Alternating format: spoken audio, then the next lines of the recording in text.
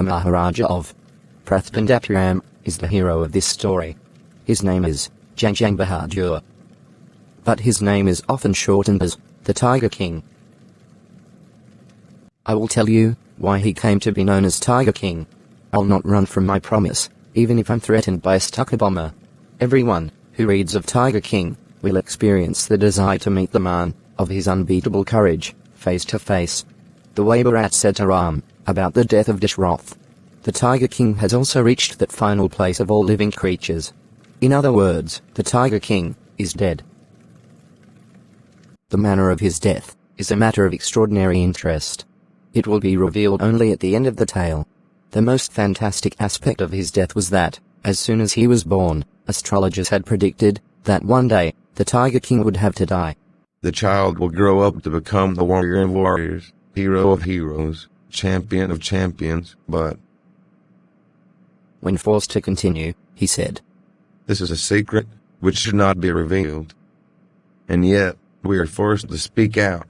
The child born under this star will one day have to meet its death." At the moment, a great miracle took place. Some words came from the 10-day-old king.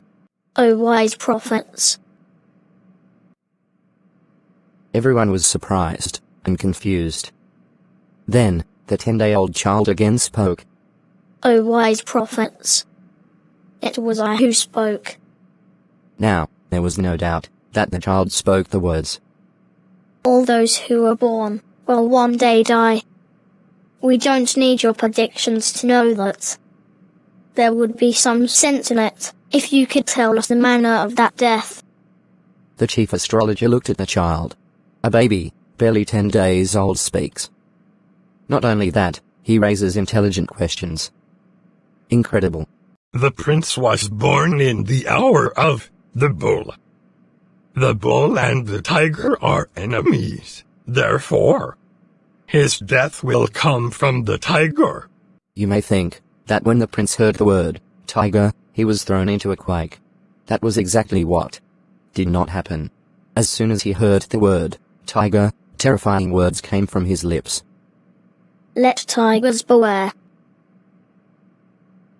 This story is just a rumor. But after knowing the story, we may conclude it was based on some truth. The crown prince grew taller and stronger day by day. No other miracle took place in his childhood, except the event already described. The boy drank the milk of an English cow, was brought up by an English nanny, tutored in English by an Englishman, saw nothing but English films, exactly as all the crown princes of other states did. When he came of age at 20, the state came to his hands. But everyone in the kingdom remembered the astrologer's prediction. Many continued to discuss the matter. Slowly, it came to Maharaja's ears. There were many forests in the state. They had tigers in them. The Maharaja knew the old saying, you may kill even a cow, in self-defense. If one can kill a cow in self-defense, he could certainly kill a tiger, for saving himself.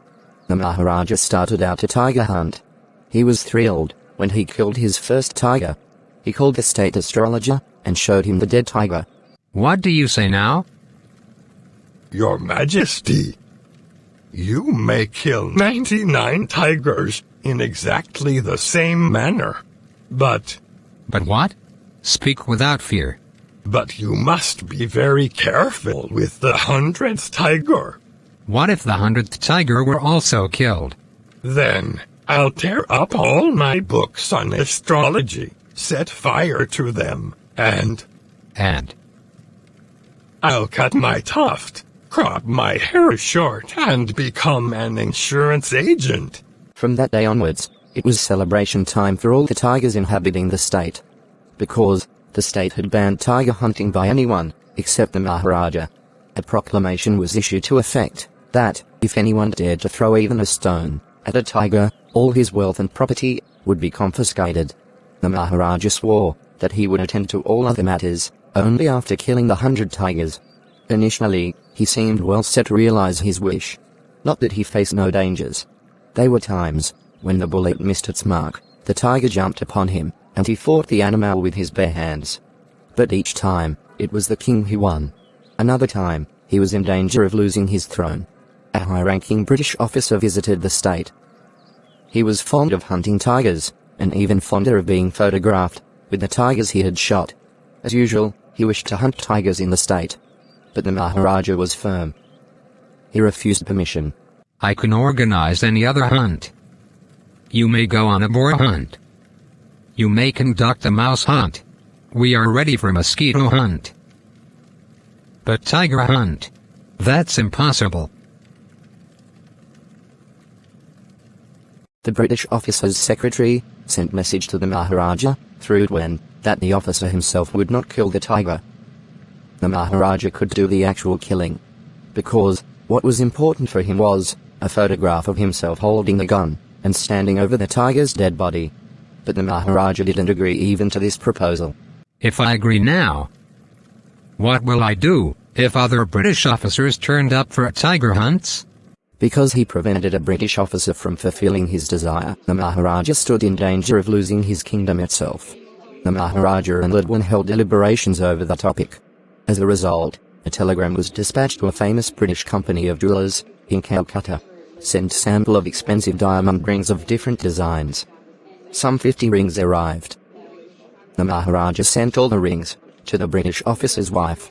The king and the minister expected that she would choose 1 or 2 rings and send the rest back. Within no time, she sent her reply. Thank you very much for your gifts. In 2 days, a bill for 3 lakh rupees came from British jewelers. The Maharaja was happy that though he had lost 3 lakh rupees, he had managed to retain his kingdom. The Maharaja's tiger hunts continued to be successful. Within 10 years, he had killed 70 tigers. And then, an unexpected hurdle brought his mission to a standstill. The tiger population became extinct in the forests of Prathpandapuram. Who knows whether the tigers practiced birth control, or harakiri? Harakiri means a ritual suicide. Or the tigers simply ran away from the state because they desired to be shot by British hands only? Anyway, the Maharaja sent for Lidwan. Waving his gun, he asked from Lidwan, Diwan Saheb, aren't you aware of the fact that 30 tigers still remain to be shot down by this gun of mine? Your Majesty, I am not a tiger. Which idiot would call you a tiger? No, and I'm not a gun. You're neither tiger nor gun, Diwan Saheb. I called you here for a different purpose. I have decided to get married. Your Majesty, I have 2 wives already. If I marry you... Don't talk nonsense. Why should I marry you? What I want is a tiger. Your Majesty, please think it over. Your ancestors were married the sword. If you like, marry the gun. A tiger king is more than enough for the state. It doesn't need a tiger queen as well. I'm not thinking of marrying either a tiger or a gun, but a girl from the ranks of human beings. First you draw up statistics of tiger population in the different native states. Next, investigate if there is a girl I can marry in the royal family of a state with a large tiger population. He followed the orders. He found the right girl from a state which possessed a large number of tigers. The Maharaja killed 5 or 6 tigers each time he visited his father-in-law. In this manner, 99 tiger skins decorated the walls of the reception hall in the Prathpandapuram palace. The Maharaja's anxiety reached the limit when there remained just 1 tiger to achieve his tally of 100. He had this one thought during the day and the same dream during the night. Now, the tigers became extinct. Even in his father-in-law's kingdom, it became impossible to locate tigers anywhere. Yet, only 1 more tiger was needed. If he could kill just 1 single beast, the Maharaja would have no fears left. But, he had to be extremely careful with that last tiger. What had the chief astrologer said? But you must be very careful with the 100th tiger.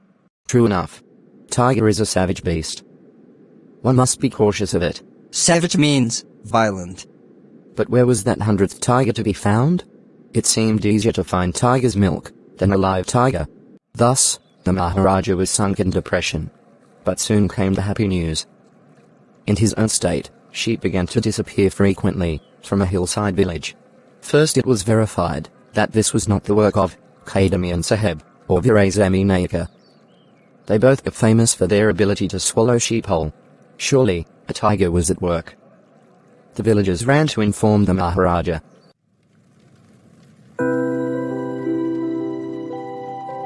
There will be a 3-year freedom from all taxes for that village. I'm going to hunt there. The tiger was not easily found. It seemed as if it had hid itself in order to mock the Maharaja's will. The Maharaja was equally determined. He refused to leave the forest until the tiger was found. As the days passed, the Maharaja's fury rose alarmingly. Many officers lost their jobs. One day, his rage was at its height. Double the tax in that village. The people will become discontented. Then our state too will fall a prey to the Indian National Congress. In that case, you may resign from your post. If Maharaja does not find the tiger soon, the results could be disastrous. His life will return only if he sees the tiger that was brought from the People's Park in Madras, which is hidden in my house. At midnight, when the town slept in peace, Dadwan and his wife dragged the tiger to the car and shoved it into the seat. Dadwan himself drove the car straight to the forest, where the Maharaja was hunting. When they reached the forest, the tiger launched its satyagraha and refused to get out of the car. Dadwan got exhausted in his efforts to pull the beast out and push it down to the ground. On the next day, the tiger wandered in Maharaja's presence and stood as if saying, "Master, what do you command from me?" With bountiful joy, the Maharaja aimed at the tiger with his gun. The tiger fell down. I have killed the 100th tiger. My vow has been fulfilled. The Maharaja ordered that the dead body of the tiger would be brought to the capital in grand procession, and went away in his car. After he left, the hunters took a closer look at the tiger. The tiger looked at them, rolling its eyes, puzzled. The tiger is not dead. The bullet has missed it. It had become unconscious because of the bullet passing near him. What should we do now? Maharaja must not come to know that he has missed the target. If he does, we can lose our jobs. One of them shot the tiger. This time, the tiger was killed.